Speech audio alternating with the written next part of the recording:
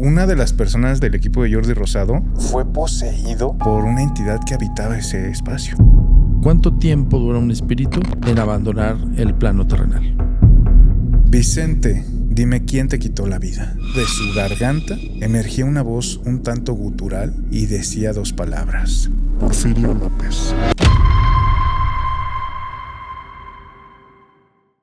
Hoy vamos a hablar acerca de lo que acontece, de lo que se vive y de lo que se siente un funeral.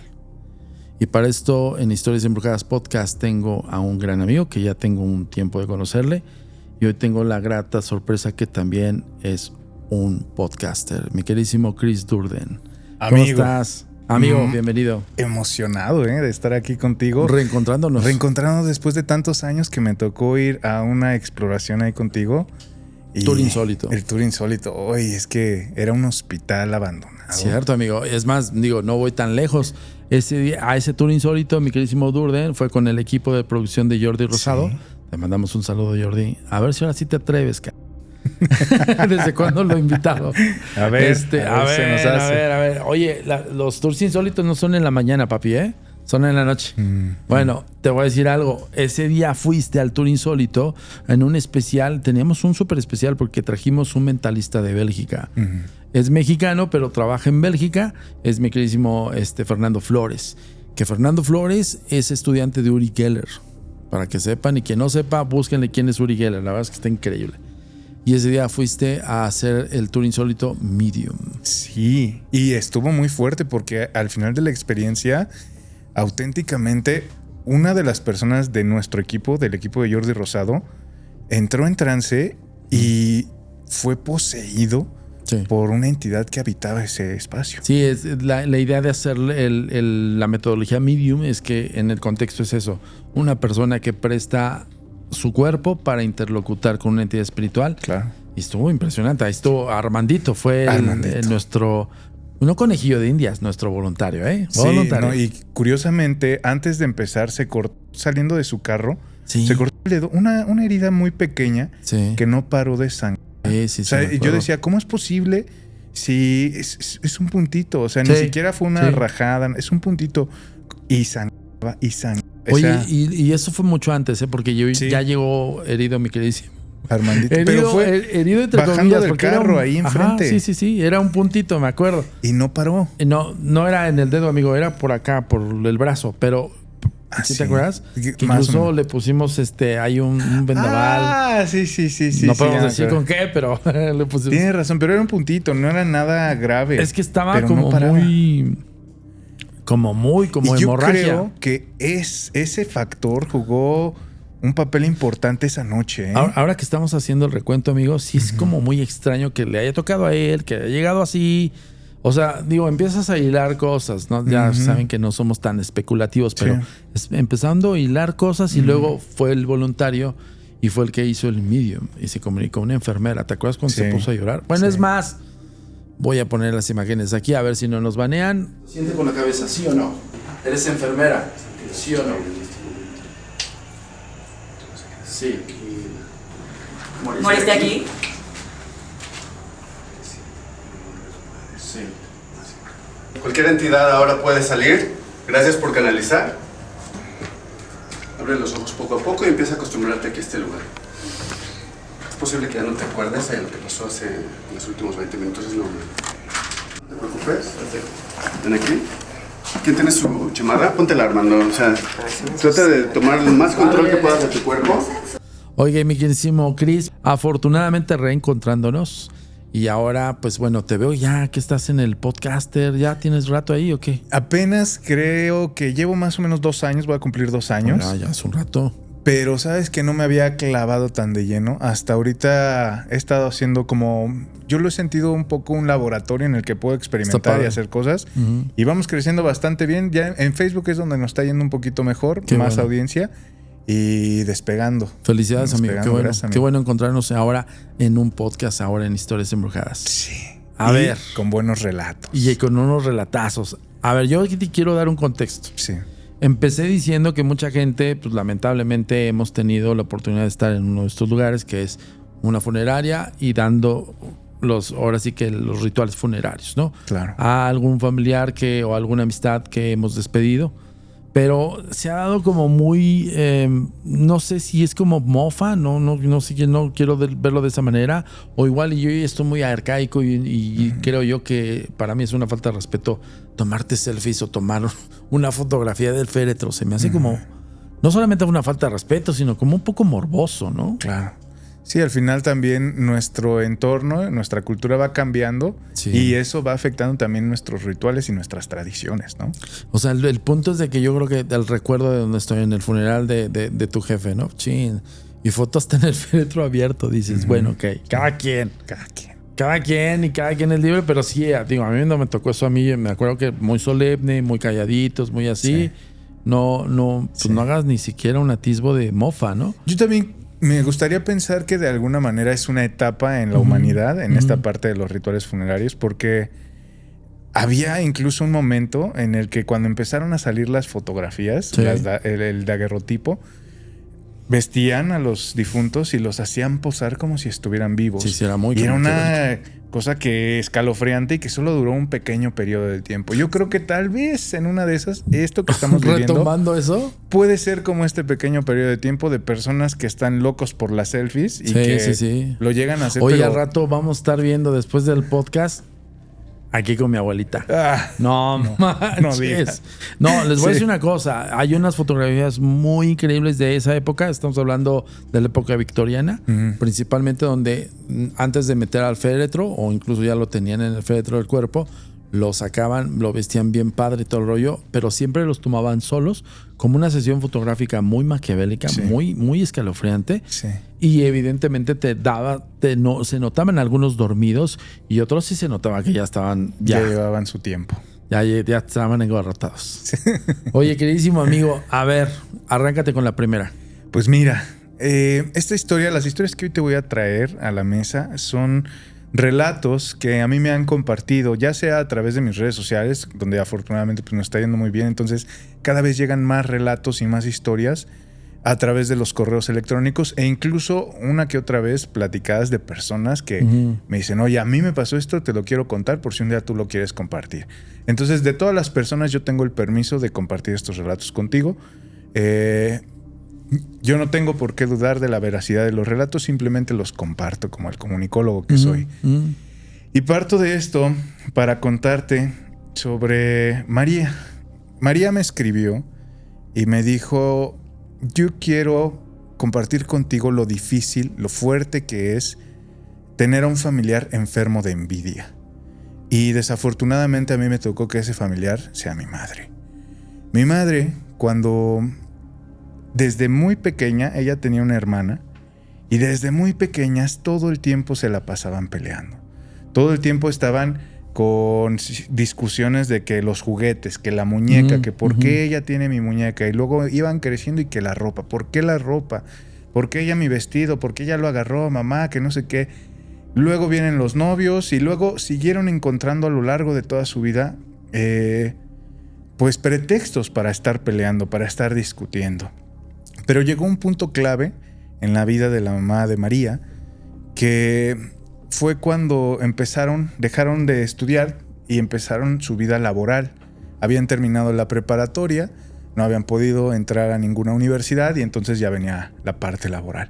Y en ese sentido, la mamá de María encuentra trabajo rápidamente de ayudante en un salón de belleza, en una estética, barriendo, ayudando con las cosas, lavando el pelo, cosas pequeñas y que poco a poco iba también adquiriendo responsabilidades. Y ahí fue donde la mamá de María conoció al que se convertiría en su padre. Okay. Desafortunadamente, en este periodo de tiempo, María me dice, yo no tengo recuerdos de él porque cuando yo tenía 3 años, él simplemente se fue y ya no volvió. Entonces, eso también empieza a jugar un papel importante tal vez en el resentimiento que empieza a ver en su madre, ¿no? Y por otro lado, la hermana, la tía de María, la hermana encuentra trabajo en algo que se llama Palacio de Hierro, que es una tienda departamental de lujo.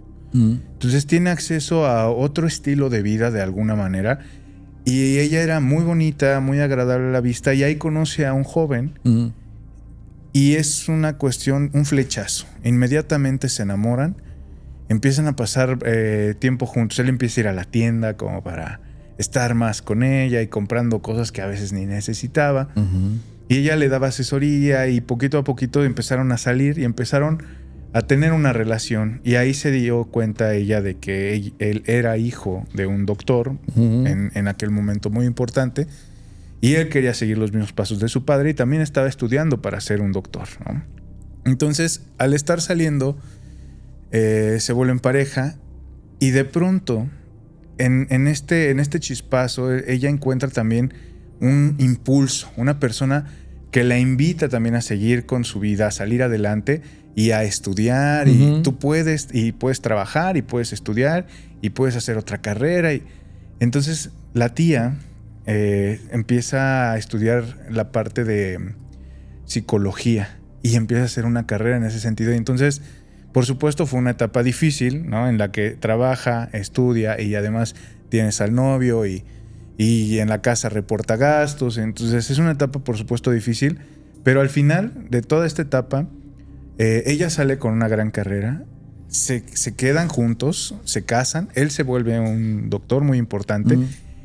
Terminan comprando una casa, teniendo hijos, viajando, ¿no? Entonces, que tal vez no fueran grandes viajes a Europa, pero sí por lo menos teniendo vacaciones varias veces al año. Cosa que en el caso de la mamá de María no existía, ¿no? Aquí no hay ni siquiera un hombre que pueda ayudar y yo tengo que estar todo el día en el salón, en la estética, cortando el pelo, trabajando. Pues pasan los años. María va creciendo y se empieza a dar cuenta que cada que le pregunta a su mamá algo sobre sus primos o sobre la familia, ¿no? De la tía en este caso, la mamá luego entripado. O sea, no me hables de ellos, no, es que... Y conforme crece le dice, mamá, pero ¿qué te hicieron o qué tienen? No, es que tú no estás para hacerlo, pero ellas son personas de mucho dinero y las personas que tienen dinero son malas. Y tú no tienes por qué involucrarte con esa gente porque a mí me han hecho la vida imposible, ¿no? Entonces, como que de alguna manera no tiene la otra parte como para corroborar si no ha tenido ni siquiera una interacción con su tía. Entonces sigue creciendo así y María pues también empieza a ser un poco la mamá de su mamá, porque la mamá tiene conductas muy infantiles, ¿no? Tiene arranques, tiene... de pronto de, ay, no, me siento mal y no quiero trabajar, y empieza a hacerse demasiado responsable. Entonces, conforme va creciendo, muy pronto empieza a trabajar y estudiar al mismo tiempo y hacerse cargo de los gastos de la casa. Y la mamá, mientras ella sale y encuentra la forma de traer dinero a la casa, pues está muchas horas fuera, la mamá deja de pronto de hacer todo lo que hacía y se da cuenta de que en estos lapsos en los que la dejaba sola, empieza a buscar gente para hacerle brujería a su hermana. Y dice ella como de, mamá, pero ¿por qué? ¿Qué te pasa? Es que ni siquiera la vemos, no estamos cerca, o sea, vivimos al otro lado de la ciudad, no tienes nada que hacer allá, ¿por qué? Y le insiste como de, estás muy obsesionada con tu hermana, ella está haciendo su vida, tú también haz la tuya. ¿Por qué no le echamos ganas y ponemos un salón, una estética, algo juntos de este lado, ¿no? Solo quedamos tú y yo, mamá. Nosotras dos contra el mundo y la mamá aferrada, que no. Se da cuenta también la mamá de que después de tantos años de estar queriendo hacerle trabajos a su hermana para quitarle la salud, para quitarle el dinero, para quitarle el amor, nada está funcionando. La hermana sigue su vida como si nada y entonces dice... voy a empezar a hacerlo yo. Porque toda esta gente a la que ya le di dinero nada más me está viendo la cara y yo necesito saber que se está haciendo el trabajo. Y empieza la mamá a meterse en cosas de ocultismo, a buscar libros, a buscar con personas que sepan qué tal y empieza a llenarse de términos. Y María en este proceso también es como de mamá, haz lo que tú quieras ya todo el día. Yo ya te estuve diciendo... ¿qué es lo mejor para nosotras? ¿A ti no te importa? Ya, a mí tampoco. Yo necesito traer dinero a la casa, ¿no? Y entonces cuando llega el momento en el que un día María entra a la casa y ya hay un altar. Y ya hay un altar que al principio solamente tenía velas, algunas imágenes que María no reconocía, y conforme pasan los días y las semanas, un día aparece una estatua, una figura de una especie de santo, completamente cubierto como con un hábito de fraile, pero con los pies expuestos y las manos también. Y de esas manos y de esos pies se asomaban garras. Okay. Uñas largas, negras, gruesas. Y al mirar la cara de esta figura, era una cara demoníaca. No era la cara de una persona normal. Se veía en sus facciones la maldad. Decía que tenía tal vez el rostro de un Catrín, que lo que me comenta María es, tenía barba de chivo, tenía un bigote y tenía unos ojos como felinos, unos ojos como insidiosos. Y entonces dice, no me vibraba nada esa figura, nunca la había visto, no la he vuelto a ver, no sé de dónde la sacó mi mamá y ya para ese punto yo dije, ya, o sea, yo ya no puedo con esto, o si vas a seguir con esto, ya mejor también salte de la casa que de alguna manera con mucho trabajo ella había estado pagando, no le pertenecía, pero sí era un crédito que había adquirido de alguna manera con su mamá y ella es la que estaba pagando, ¿no? Entonces ya, yo sé que, pero aquí o te dejo la casa y la perdemos porque no la vas a pagar, claro, o te sales tú y me dejas a mí, ¿no? Entonces la mamá en su rollo, en su viaje de no, es que esto no se va a quedar así porque a mí toda la vida me ha ido mal y ella ha tenido todas las oportunidades y en un trip de envidia, sí, entiendo, de egoísmo. Entonces, como que dice, a ver, le voy a dar por su lado. Yo ya no quiero más problemas, voy a seguir con mi vida y en algún momento pues ya le dejaré la casa y yo me iré a ver qué hago. Pero no pasa mucho tiempo porque en la casa se empiezan a sentir unas situaciones como unas energías. Sí. De entrada, la atmósfera empieza a cambiar. Las habitaciones que se empiezan a sentir frías, heladas. En la noche escuchaba que se movían muebles, pero sabía que no era posible, ¿no? O sea, ella incluso salía, se asomaba y no pasaba nada en la casa. Y algunas noches escuchaba que su mamá estaba como teniendo alguna pesadilla y le abría la puerta y se asomaba, mamá, ¿estás bien? Y ella la veía dormida, como si nada. Entonces decía, ¿de dónde vienen todas estas situaciones? Más pronto que tarde, la mamá deja de dormir, la mamá deja de comer, la mamá empieza pues con dolores de cabeza, con achaques, ¿no? Y ella ya le dice, a ver, mamá, pues es que tenemos que llevarte al doctor, algo te está pasando, a lo mejor tienes una anemia, o sea, no sabemos, un médico tiene que evaluar esto, tenemos que ir. Y la mamá, no, yo no voy a ir, yo no voy a ir, yo no voy a ir, yo no voy a ir. Y ella pasaban los días y decía, pues yo no puedo tampoco dejar de trabajar solo por estarte cuidando porque necesitamos el dinero para pagar los gastos, ¿no? O sea, también ayúdame, solo estamos nosotros dos. Llega el punto en el que por más que se le rogó, por más que se le insistió, simplemente no se pudo hacer nada y el día llegó. La mamá desafortunadamente había fallecido. Okay. María me dice, puede sonar egoísta, pero la verdad es que fue un alivio. Porque yo ya no estaba viviendo con una persona, yo ya estaba viviendo con una enajenación, una obsesión. Una, ¿no? representación de una obsesión de envidia. Okay. Entonces dice, la verdad, me avergüenza un poco confesarlo, pero es así. Y me dice que le hubiera gustado que tal vez todo terminara ahí. Pero desafortunadamente las cosas fueron empeorando y sobre todo en el velorio. Cuando empieza a hacer los arreglos, busca dinero por donde puede, pide préstamos y pues vamos a hacer esta parte del entierro. Y cuando se hace el velorio, cuando ya traen el cuerpo, también ella, una de las primeras cosas que hace es, vamos a limpiar la casa, aquí van a llegar, la vamos a velar aquí porque no tenemos dinero para ir a un velatorio, entonces alcanzó para esto, ¿no?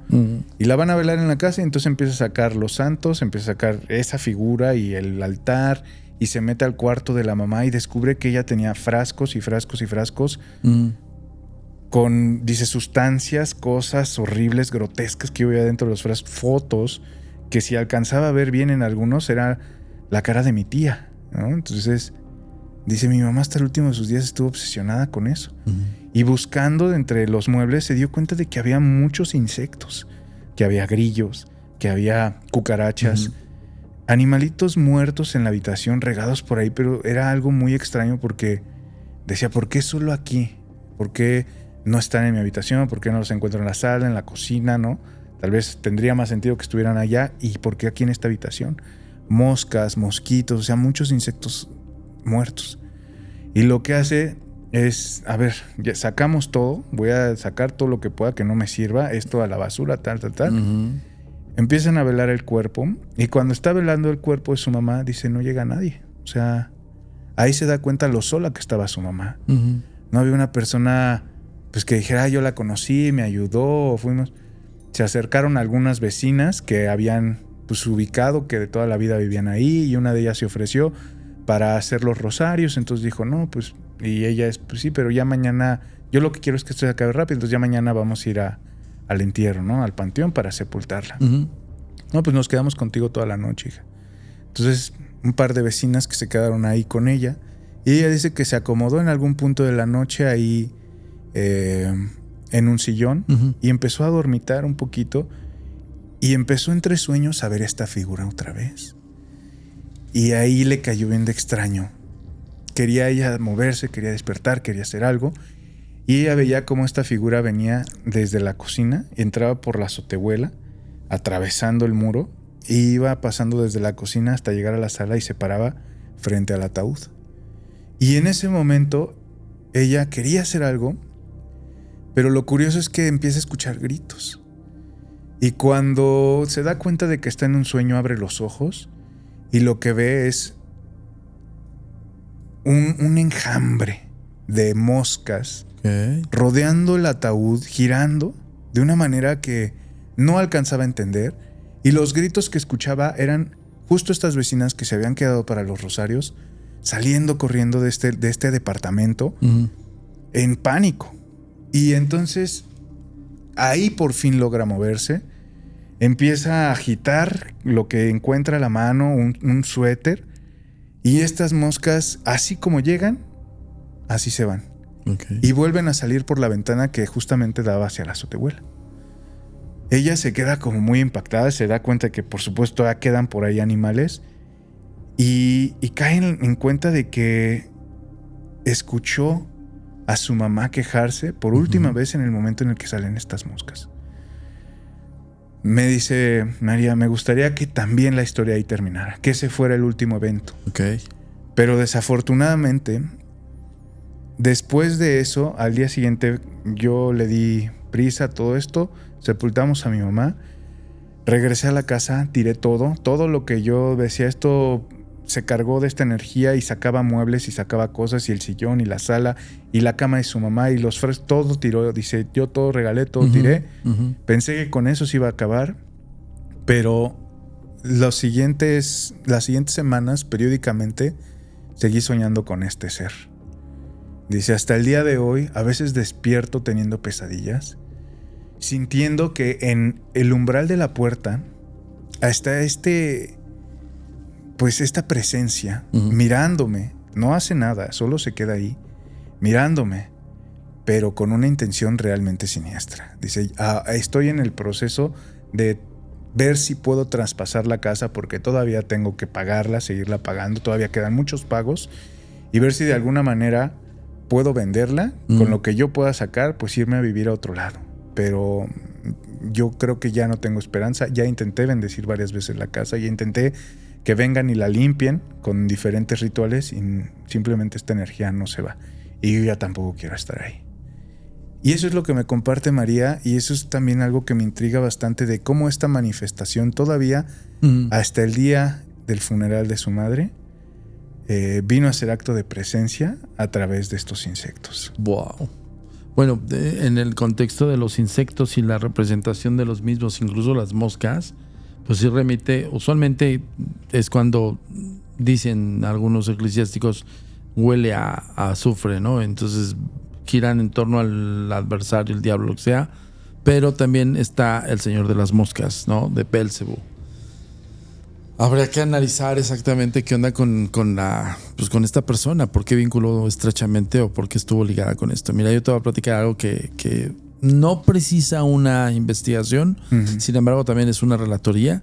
De repente a nosotros nos mandan casos para investigar, pero usualmente hacemos una preselección y luego hacemos la selección para abocar la investigación. Sin embargo, es dueño de una funeraria que ya tiene por herencia de familia aproximadamente 2 generaciones, y él tiene la tercera herencia de todo el negocio familiar.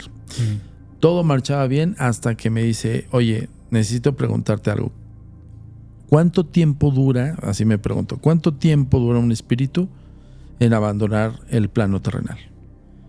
Y yo le contesté como usualmente tenemos como esa forma de entenderlo a nivel de estudio, es que hay un concepto funerario que es muy importante, que es el novenario.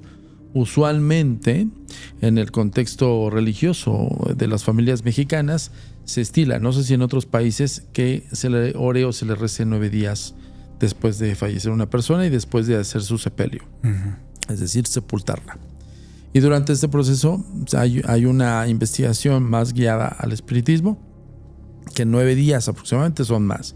Aproximadamente después del fallecimiento son alrededor de 15 a 20 días máximo, en el cual un espíritu, una entidad espiritual está deambulando, está todavía pegado con su plano terrenal, es decir, con la familia con la que ya tuvo vida, ¿no? Entonces yo le dije, usualmente son 9 días, ¿no? Me dice, es que yo creo que es más, Zamudio, porque te platico, ya tuvimos una videollamada y en la videollamada me dice, lo que te voy a platicar es que no sé por qué mi funeraria, tengo herencia del negocio de la funeraria, no sé por qué mi funeraria les gusta estar a todos los que velamos. Yo, como que les gusta estar, sí, a ver, yo no tengo percepción de nada, no soy sensible, en mi familia no ha habido nadie que haya tenido una sensibilidad de nada, simplemente me está pasando ahorita y te busqué, bueno, no te busqué, no sabía de ti, pero busqué quién me puede ayudar con este rollo y saliste tú en primer plano. Le dije, pues qué buena onda por un lado, ¿no?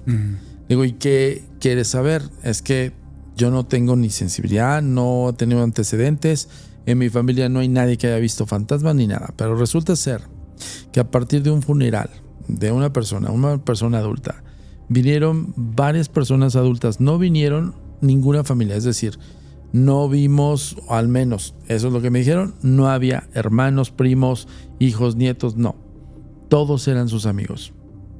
Todos los que vinieron a honrar la pompa fúnebre a esta persona eran todos sus amigos.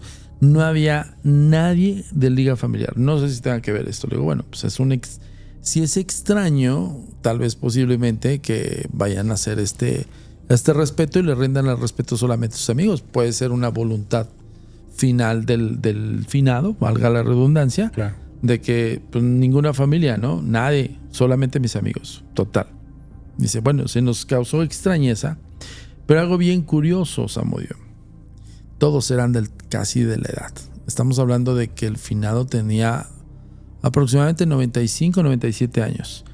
Todos sus amigos. Entonces nos dio mucha curiosidad que todos venían de negro y todos tenían una edad oscilante aprox. 90, 95 y unos hasta casi a punto de los 100 años. Y sí, algo bien curioso, todos llegaron rindiéndole respeto, pero era como una especie de despedida, o sea, no le hicieron como la clásica guardia, no le hicieron oratoria, nosotros pusimos todo el sistema para que sea el respeto de este asunto de la pompa fúnebre, el féretro, los cirios y demás.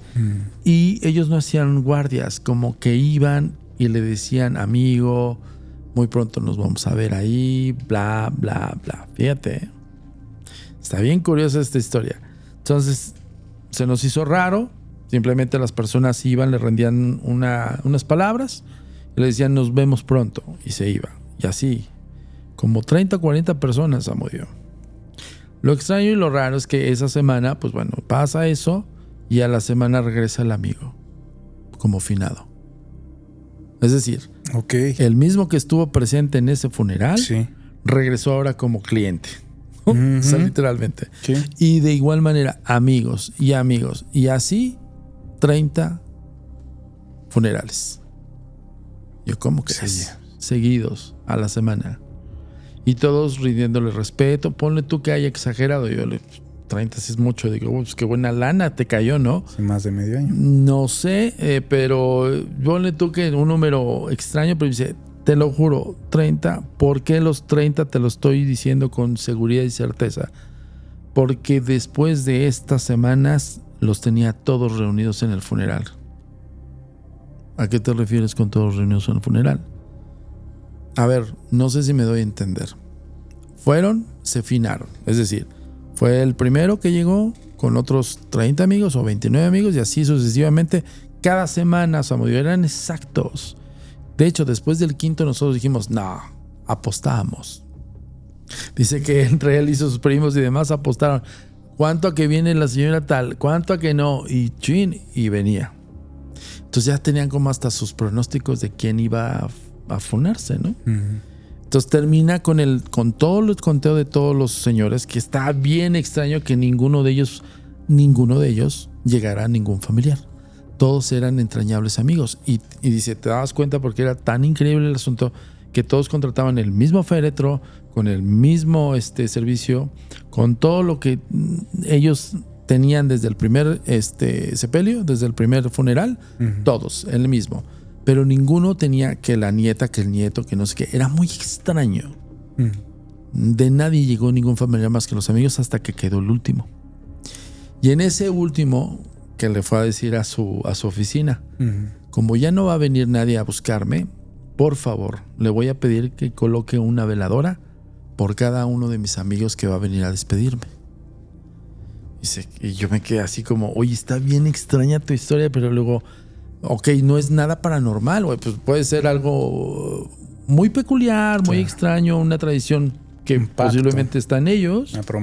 Una promesa, tal vez, digo, pero eso no es nada paranormal. No, lo paranormal, Samudio, es que están ahí sus amigos en el funeral de esta persona. ¿Y a qué te refieres con que estén? Digo, me queda claro que es el recuerdo. No, en fantasmas. ¿Y quién los vio? Todos en la oficina. Todos fuimos testigos. Y yo dije, ¿hay pruebas? Ya sabes cómo soy. A ver, papi, no, a ver, me puedes decir 1000 cosas, pero si me dices que hay 29 fantasmas ahí o 30 fantasmas más 30 más 1, que es el primero que llegó, sí. No lo puedo, no, o sea, te soy honesto, no lo puedo creer. No, todos fuimos testigos y ya fui pasando con los de la oficina, pareciera que todos traían el mismo choro, pero con diferente perspectiva. Yo me quedé así como por... Y uno de esos testimonios me dice la chica, es que todos ellos creen que son fantasmas, pero yo siento que son parcas, Antonio. ¿Cómo parcas? Sí, entiendo el concepto de parca. Hay una entidad que está clasificada no dentro de la investigación per se de la parapsicología y el fenómeno paranormal o la fantasmogénesis, está clasificado dentro de las criaturas extrañas, ¿no? De entidades, uh-huh. Que son estos seres que funcionan o fungen como santas, no como muertes, perdón, no como santas muertes, sino como la muerte, uh-huh. Como con la muerte con guadaña, que va siempre a reclamar el alma de quien vaya a morir. Y decía una de ellas, decía uno de los empleados, al parecer que era empleada, es que yo siento que son parcas y vienen y están, digo, pero ¿en qué consistió? En que fueran todos a una reunión de un solo funeral y que cada uno estuviera muriendo. Es que posiblemente igual y todos vimos lo mismo, el mismo alucinaje. Digo, pero el dinero existe, digo, la cuenta existe, están todos, o sea, sí pagaron todos pagaron. Se va a quedar en la incógnita. Claro. Y esa funeraria está en el Estado de México, no voy a decir dónde, porque si no van a estar ahí al señor Sí. Pero fue una experiencia que vivieron ahí. Muy extraña. O sea, a mí me queda claro. Yo le dudo todo en todos los términos, pero todos se traían el mismo choro, ¿sabes? Sí, claro. Al final se trata también un poquito de ser escéptico, no negacionista, ¿no? No, es como totalmente. El escepticismo me ayuda un poquito a ver hasta dónde, y al tener todos estos testimonios reunidos. Lo que sí está muy interesante es que tenía el registro de todos los funerales. Ya. Y me dijo, está el número, está la cuenta, está el dinero. Sí. Dice, pues si fue un alucín, mi queridísimo Samudio, pues me dio mucha lana. Y sí, eso sí está raro, ¿no? Dije, bueno, ok. Digo, ¿no hay comprobatoria? No, pero sí está raro. ¿Quién sabe? Por ahí dicen que la muerte y Dios hace cosas que son muy misteriosas. A ver, arráncate con la segunda, amigo. Ay, pues mira, esta me la mandó un suscriptor. Él se llama Esteban y me dio los nombres de las personas que están involucradas en este relato. Se la contó su abuelo de nombre Pedro. Él dice que cuando él era pequeño, él creció en un pequeño pueblito junto con 2 amigos. Su amigo Vicente y su amigo José. Eran Pedro, José y Vicente. Y para todos lados andaban juntos, de arriba para abajo, haciendo y deshaciendo. Dice que se conocían desde chiquititos. Ellos eran personas de campo y le entraban a la pizca, ¿no? Él me cuenta que ahí manejaban mucho la pizca de fresa. Entonces eran buenísimos, rapidísimos, llenaban botes y botes y hacían y deshacían. Y conforme fueron creciendo y fueron descubriendo también las travesuras y el cotorreo, pues entraron también en la adolescencia y ahí empezaron a conocer la fiesta, las mujeres, el vino, las apuestas. Les gustaba mucho jugar baraja, ¿no? La baraja española, jugar con quián. Entonces, ya cuando estaban a cierta edad, en cierta edad de conocer todo este mundo, resultó que Vicente salió bueno para la baraja. Entonces era muy bueno apostando y jugando. Y había veces en las que pues ellos trabajaban de lunes a viernes, de lunes a sábado, pero ya desde el viernes Vicente empezaba con, no, pues ya vámonos saliendo ahora sí. Y el sábado otra vez, no, pues saliendo. Y el domingo. Y ellos eran como de, no, estaba padre una vez a la semana, es que ya es mucho. Todo el dinero que sacamos en la pizca pues se nos va también acá. Claro. Entonces, Pedro, que era el abuelito de Esteban, quien me cuenta la anécdota, me dice, pues que Pedro ya empezaba como de, oye, está bueno, pero la verdad es que aunque Vicente gana bastante, pues José y yo siempre salimos bailando, siempre salimos perdiendo y no nos gusta ya que todas las semanas. Entonces, aunque aquí vamos a estar y te vamos a acompañar, porque pues también nos la pasamos bien, y también le cantamos y también nos distraemos, pues no queremos dejarte solo, te va a pasar algo, ¿no? Y ahí estaban con él, hasta que llegó un momento en el que la noche de sábado ya no se dormía y ya se amanecía el domingo y hasta la noche del domingo ya se iban a sus casas. Y pues Pedro y José dijeron, no te podemos llevar el ritmo, Vicente, ¿no? En alguna ocasión ya lo empezaron como a dejar ahí en las tardes del domingo, sí, muy bonito y todo, y la juventud, pero el lunes a las 5 de la mañana hay que estar en el campo y hay que entrarle y no queremos llegar ya siempre destruidos, ¿no? Claro. Pues también queremos descansar el dominguito. Pues resulta que en una de estas ocasiones Vicente estaban jugando, estaban tirando ahí las cartas y estaban apostando con gente grande, ¿no? Y entonces se juntan y dicen, no, pues ¿sabes qué? Vamos a apostar, ¿no? Sí. Pierde todo el dinero José, pierde todo el dinero Pedro. Y Vicente en su última apuesta lo gana todo. Y entonces dice, no, pues ¿saben qué? Perdón, ustedes ya no tienen, pero yo sí me voy a quedar y voy a seguir jugando. Ven el reloj, dicen, no, ya es tardísimo, ya. ¿Sabes qué? Ahí te quedas, mañana nos vemos. Ya era domingo. Dice, ya llevamos jugando viernes, sábado, domingo. Dice, ya. Ahorita nosotros ya nos vamos para la casa a dormir un rato y mañana temprano pues a la pizca. Órale. Dejaron ahí a Vicente jugando. Y a la mañana siguiente cuando están en la pizca pues no aparece Vicente, ¿no? Y dicen, bueno, pues no se me hace raro porque le ha pasado que el lunes no llega a trabajar porque pues anda bien crudo, porque lo que sea. El martes lo vamos a ver. Siguen trabajando, pasa el día, se van a dormir a sus casas. Llega el martes y no aparece Vicente. Y ahí ya les cayó de extraño, ¿no? Porque es, oye, pues generalmente lo vemos el lunes en la noche y nos cuenta algo y ahora no. Vamos saliendo a su casa. Entonces ya en la tardecita salen, terminan la jornada, se van para la casa de Vicente y resulta que les dicen, no, pues que no ha llegado. ¿Cómo que no ha llegado? ¿Desde cuándo? No, pues pensamos que estaba con ustedes. No ha llegado desde el viernes, ¿no? No, pues ya es martes. ¿Cómo que no les cayó de extraño? No, pues si todo el tiempo anda con ustedes, ¿qué nos iba a caer de extraño? No, pues sabes que vamos a buscarlo, ¿no? Y de ahí salieron. Y vámonos. ¿Para dónde? No, pues a preguntarle a todo mundo a ver si alguien lo ha visto. No, yo no. Pero ¿dónde fue la última vez que lo vimos? Pues en la cantina. Pues vamos a la cantina a preguntar, ¿no? Y llegan a la cantina y... Sí, estuvo aquí jugando. Ustedes estuvieron con él, sí. Pero luego nosotros nos fuimos. ¿Qué pasó? Ah, no, pues Vicente siguió jugando y ganó. Dice, de hecho, despelucó a todos aquí. O sea, él se llevó todo el dinero. Y ya a cierta hora agarró sus cosas. Ya de noche, también porque ya vamos a cerrar. Y dice, y se fue, ¿no? Y se fue con todo. Y esa fue la última vez que lo vimos. Entonces, de hecho, fue de los últimos en irse, ¿no? No, como que sí. Pues entonces vamos a ver si del camino a la casa alguien lo vio y tal. Pues que nadie. Dice, no, pues es que además era domingo en la noche. Todos se duermen temprano, porque a la mañana siguiente hay que trabajar. Ya nadie lo volvió a ver. Y ahí fue donde, pues vamos a buscarlo. ¿A dónde crees? Pues si ganó dinero, pues a lo mejor se fue a otra cantina y pues vamos al pueblo de al lado. Y no, y nadie lo había visto y no apareció por ahí. No, pues ¿para dónde? No, pues vamos al monte. Y en el monte tampoco apareció. No, pues ahora al río. Y vamos al río. Y cuando llegan al río, desafortunadamente ahí encontraron a Vicente sin vida.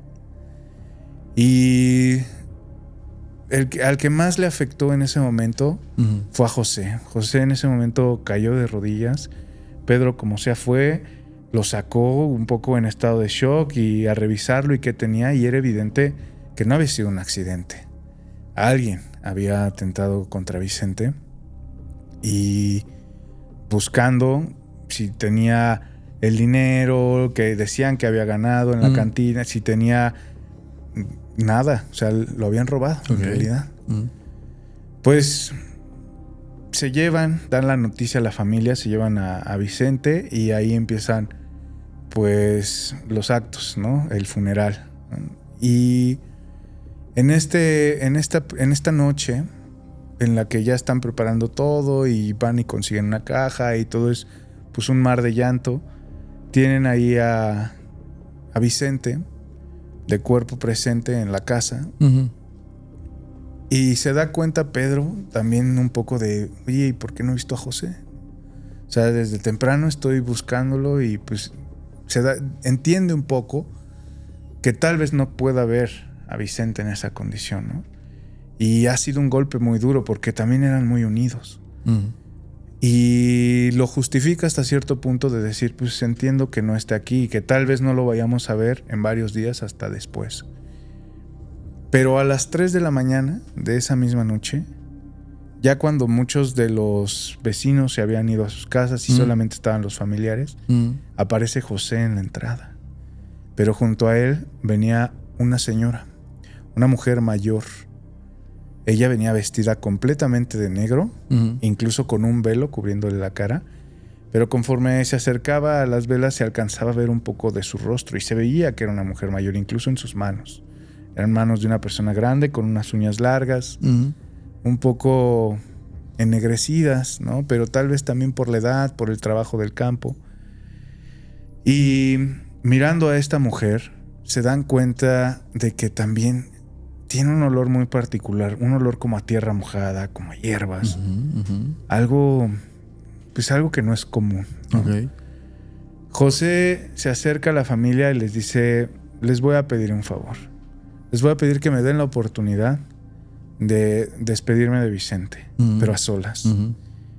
Quiero estar solamente ella y yo.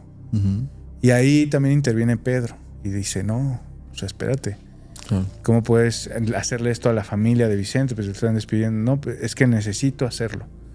Es una cosa entre él y yo. Y dice, si lo vas a hacer, déjame quedarme para saber que todo está bien, ¿no? Y antes de que José responda, la anciana con la que venía asiente. Entonces dejan que Pedro se quede y le piden a la familia que por favor los dejen ahí, ¿no? Y Pedro es quien también presencia toda esa situación que pasa en el funeral. Que es que la mujer, esta anciana, se acerca y empieza a orar en una lengua que Pedro nunca había escuchado. Él conocía la lengua de la región, él sabía perfectamente hablar en náhuatl y ubicaba también todas las formas en las que se comunicaba la gente ahí y no hacía sentido con nada que él hubiera escuchado. Entonces está escuchando estas oraciones, está tratando de entender porque también medio que las murmura muy cerca del cuerpo y de entre sus ropas ya saca un ramo con diferentes hierbas y empieza a limpiar el cuerpo y posteriormente pone estas hierbas en una base y les prende fuego y empiezan a humear toda la habitación. Sigue esta mujer haciendo oración y de entre sus ropas saca una botella. Aparentemente dice, yo vi una botella normal, tal vez de vino, tal vez traía un corcho. Y cuando la destapó a todos nos llegó el olor a alcohol. Dice Pedro, para mí era alcohol y hierbas. Lo que hizo fue abrir la boca de Vicente, que estaba en la caja, y empinarle la botella. Y vio cómo fue bajando hasta que la botella quedó completamente vacía de líquido. Traía todavía hierbas adentro. Cerró la botella y siguió haciendo sus oraciones. Y en algún punto, solito el cuerpo de Vicente abrió la boca y exhaló. Entonces sintió como que dejaba salir un lamento. Algo de ahí. Él lo escuchó y dijo... Eran jóvenes, estaba sacado de onda, él todavía no sabía de estos reflejos del cuerpo, ¿no? Claro, entonces, para él ya era una situación paranormal desde el inicio. Abre la boca, sale este aliento, esta pena que traía de alguna manera dentro Vicente. Y la anciana voltea a ver a José, asiente con la cabeza, y José en ese momento no pregunta. José dio la indicación. Vicente, dime quién te quitó la vida. La boca de Vicente estaba completamente abierta. No hacía ningún gesto, nunca movió los labios, pero se escuchó claramente cómo de su garganta emergía una voz un tanto gutural y decía 2 palabras. Porfirio López. Pedro no podía entender cómo estaba escuchando eso, lo estaba viendo, lo estaba presenciando y cómo una persona sin mover los labios podía desde dentro de su pecho emitir una voz que además dijera 2 palabras que podían entender perfectamente. José saca de uno de sus bolsillos una moneda de plata. La introduce en la boca de Vicente y sin que haga nada, la boca de Vicente se cierra. Y en ese momento José le dice, yo ya pagué el tributo. De aquí te vas a ir con el alma de Porfirio Pérez. Eso fue todo. Dice Pedro que empieza a sentir una sensación de como un mareo, como que estaba ya no en su cuerpo, como que sentía que esto era otra realidad y una corriente helada entra en la habitación, siente cómo baja la temperatura, se apagan las velas y dice que para él ya después todo es un poco confuso. Él siente que el miedo lo apanicó, que ya no pudo volver a conectar ideas hasta la mañana. Cuando por la mañana llegan los vecinos con la noticia. Esa misma noche había fallecido Porfirio Pérez. Y lo habían encontrado en su casa, abrazando fajos de billetes, con un rostro de horror. Lo que dijeron fue que murió de un paro cardíaco, porque ya era una persona madura. Pero lo que siempre se quedó en la memoria de Pedro, y que seguramente también José sabía, es que esa noche mandaron al alma de Vicente por aquel que le quitó la vida. ¡Wow! Híjole, es que fíjate que esto de los tributos yo lo había escuchado en otro contexto, más de la tradición griega de Caronte, ¿no? Caronte, el ángel de la muerte, que es aquel que muchos le llaman ángel de la muerte, otro en el contexto griego es Caronte, es el de la barcaza, y es el que te pide las monedas para cruzarte pues como una especie de lago de las lamentaciones o algo así, ¿no? Muy, muy guiado a la literatura dantesca, ¿no? Sí. A ver, en el contexto, eso es en la literatura de Dante, ¿ok? Sí. Pero, si hay una tradición estrechamente ligada con otro tipo de pompas fúnebres y posterior antes, más bien antes, en pre del sepelio, es decir, de sepultar al fallecido, sí, de ponerle 2 monedas en los ojos y una moneda en la boca. Usualmente, evidentemente es con la boca cerrada y los ojos las monedas. Hay quien ha determinado que efectivamente tienes que darle estas monedas para que no cruce la persona nadando, ¿no? En el tema prehispánico, tengo entendido que son como 7 patios o algo así, 11 patios, no me acuerdo muy bien. Si estoy equivocado, por favor, pónganlo aquí en la caja de comentarios. Y estos patios van desde, que son los patios de las pirámides, ¿no? En este caso dicen que es la calzada de los muertos en Teotihuacán. Claro. Y vas pasando estos patios y esos patios tienen tribulaciones. Sí. Ríos, lagos, demás. Se dice que tu animal de poder en ese contexto sería el Xoloitzcuintle, es el que te puede pasar esos patios para que bien la libres y que no te quedes arraigado en espacio-tiempo. Claro. Al final del día sigue siendo una constante de un dote, de un tributo o de una ofrenda. Y hoy seguimos haciéndolo aquí en México. Afortunadamente, una de las tradiciones milenarias, y yo diría que la que le ganó, todavía le sigue ganando a los españoles, el tributo y el ofrendar este tributo hacia los muertos, ¿no? Con la llegada de los muertos del Mictlantecutli y el cierre del mismo el 2 de noviembre. Claro. Para hacer una reflexión, mi queridísimo Durden, la gente evidentemente es muy idiática. La mayor parte de las personas que nos gusta este tema, nos gustaría pensar o presumir pensar que hay una vida después de la muerte. Pero en este tenor, yo te quiero preguntar bajo tu propia perspectiva y con las historias que nos acabas de narrar. Realmente el hecho de realizar un funeral podría a bien ser una despedida última de la persona que falleció, es decir, tendría que ser forzadamente un funeral. Yo sé que es una tradición milenaria, bueno, no tan milenaria, en otros contextos de culturas ya lo vimos que es milenario, pero más bien la simbología tal vez un poco religiosa en el contexto de la pompa fúnebre, de ir encaminando hacia la persona que va a ser sepultada. Si en algún momento no hubiera un funeral. Yo creo personalmente, y por la cantidad de relatos e historias que he leído y las personas con las que he platicado que tienen también cierto tipo de sensibilidades, es que de alguna manera el funeral ayuda a que para el difunto la transición sea más llevadera, porque eventualmente pues va a tener que brincar ese río y pasar esa verja, pero si de alguna manera ve su cuerpo y ve a su familia y ve a su gente que lo están despidiendo, le es más fácil, ¿no? Pasar a ese otro plano, a esa otra vida. Y cuando no se han hecho, creo que lo que pasa es justo gente que de pronto terminó en la fosa común o que ya nunca reconocieron su cuerpo, y es personas que cuando tienen la sensibilidad dicen: es que lo sueño, y es que está aquí, y es que tiene pendientes, y entonces es donde digo, por lo menos una misa para decirle: se cierra este ciclo, claro, vamos a continuar, nos va a doler, pero tú ya no perteneces a este plano.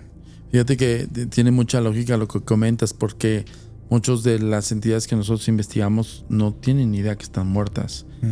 Y sí es como una reafirmación que ya es tu fin, ¿no? Sí. Algunas otras personas, y hay otros testimonios allá afuera que detallan, no sé, como atisbos o resquicios de la esencia de sus familiares durante el funeral, ¿no? Sí. En ese contexto también incluso esencias o aromas de las personas que fallecieron, los perfumes, todo ese tipo de cosas. Sí. Yo le preguntaría a todos ustedes de las historias embrujadas aquí, ¿qué han vivido? O sea, ¿se han percatado de algunos de sus familiares ya posterior a la muerte o durante el proceso funerario? ¿Qué han vivido? Mucha gente alude al tema de sentir brisas de aire. Y ojo, eso no es propio de una serie de televisión en alguna empresa de estas. No es de que sentían el aire y era la Virgen de Guadalupe. No, el contexto del corriente de aire se habla acerca del contexto de un espíritu, de una persona que en algún momento dado te hace un mensaje de decir, aquí estuve, aquí estoy y ya me voy, ¿no? Claro. O sea, al final del día yo creo que se lo dejamos en la gente, le dejamos a la gente que pueda hacer su propio criterio, pero sí les diría, no es tan agradable que le tomen fotos a sus difuntos. Dejen de hacerlo, güey.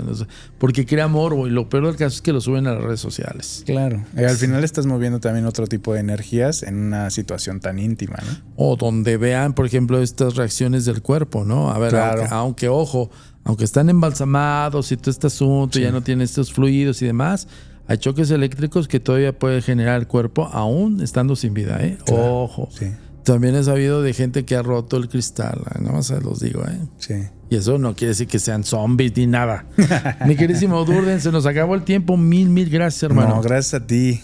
Gracias por la invitación. De verdad fue un deleite estar aquí. No, hombre, contigo. Es un honor, amigo.